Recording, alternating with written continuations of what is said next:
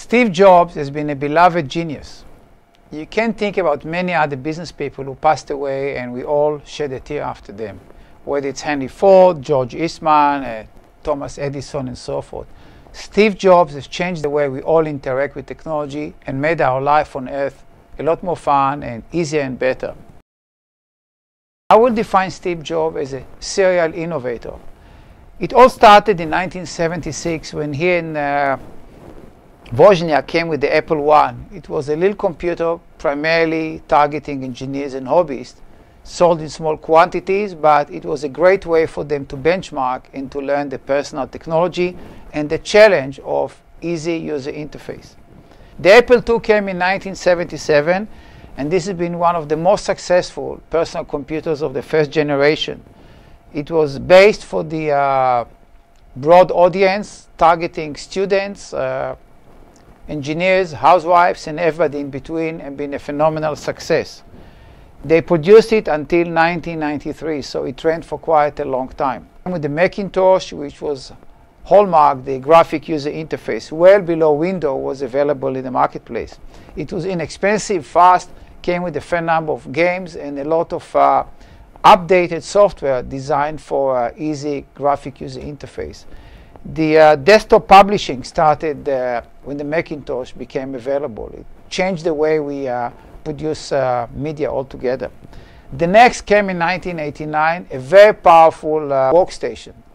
In some way overpriced for that period, but the Next itself was an ingenious weave of different software products working together, and many of the software products developed for the Next, like the Lisa before, are still being used in one format or another at the core of many of the products we are using in the Apple line.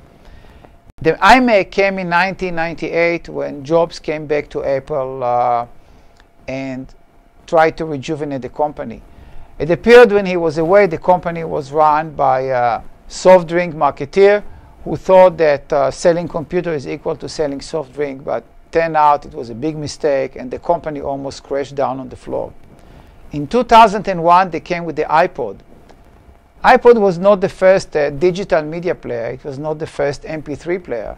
But the Ipod was unique in that it really helped them make the downloading, the management of music, and the playing of music at a high quality and relatively low price everybody's hobby place.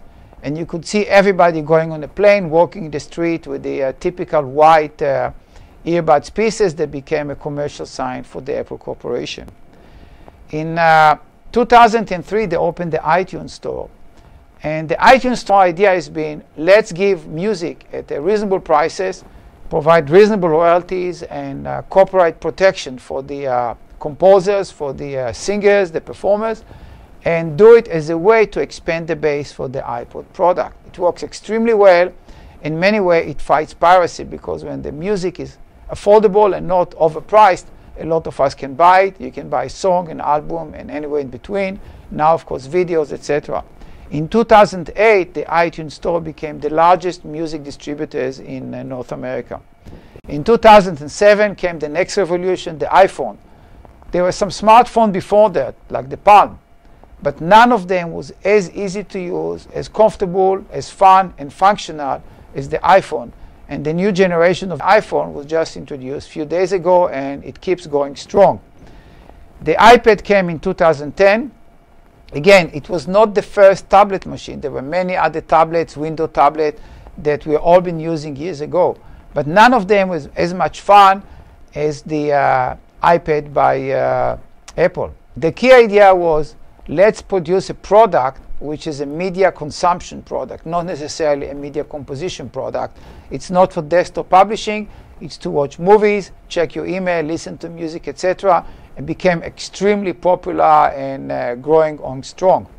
We can keep going on the list. We can mention the Apple Store, which is a phenomenal marketing concept, the Pixar and all the animation movies that Steve developed in between. By and large, all I can say is one thing personally. We will always miss you, Steve.